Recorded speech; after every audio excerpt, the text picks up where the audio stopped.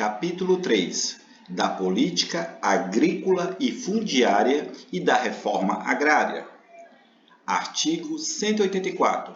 Compete à União desapropriar por interesse social, para fins de reforma agrária, o imóvel rural que não esteja cumprindo sua função social, mediante prévia e justa indenização em títulos da dívida agrária, com cláusula de preservação do valor real, resgatáveis no prazo de até 20 anos, a partir do segundo ano de sua emissão, e cuja utilização será definida em lei.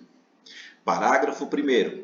As benfeitorias úteis e necessárias serão indenizadas em dinheiro. Parágrafo 2º.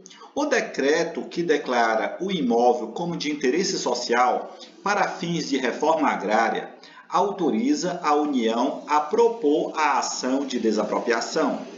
Parágrafo 3º. Cabe à lei complementar estabelecer procedimento contraditório especial de rito sumário para o processo judicial de desapropriação. Parágrafo 4º. O orçamento fixará anualmente o volume total de títulos da dívida agrária, assim como o montante de recursos para atender ao Programa de Reforma Agrária no exercício. Parágrafo 5º. São isentas de impostos federais, estaduais e municipais as operações de transferência de imóveis desapropriados para fim de reforma agrária. Artigo 185. São insuscetíveis de desapropriação para fins de reforma agrária. Inciso 1.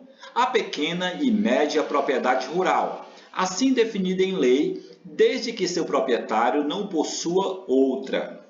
Inciso 2. A propriedade produtiva. Parágrafo único. A lei garantirá tratamento especial à propriedade produtiva e fixará normas para o cumprimento dos requisitos relativos à sua função social. Artigo 186. A função social é cumprida quando a propriedade rural atende simultaneamente, segundo critérios e graus de exigência estabelecidos em lei, aos seguintes requisitos. Inciso 1. Aproveitamento racional e adequado. Inciso 2. Utilização adequada dos recursos naturais disponíveis e preservação do meio ambiente. Inciso 3. Observância das disposições que regulam as relações de trabalho. Inciso 4. Exploração que favoreça o bem-estar dos proprietários e dos trabalhadores. Artigo 187. A política agrícola será planejada e executada na forma da lei, com a participação efetiva do setor de produção envolvendo produtores e trabalhadores rurais, bem como dos setores de comercialização, de armazenamento e de transporte, levando em conta, especialmente, inciso 1, os instrumentos creditícios e fiscais. Inciso 2, os preços compatíveis com os custos de produção e a garantia de comercialização. Inciso 3, o incentivo à pesquisa e à tecnologia. Inciso 4, a assistência técnica e extensão rural. Inciso 5, o seguro agrícola. Inciso 6, o cooperativismo. Inciso 7, a eletrificação rural e irrigação. Inciso 8, a habitação para o trabalhador rural. Parágrafo 1º.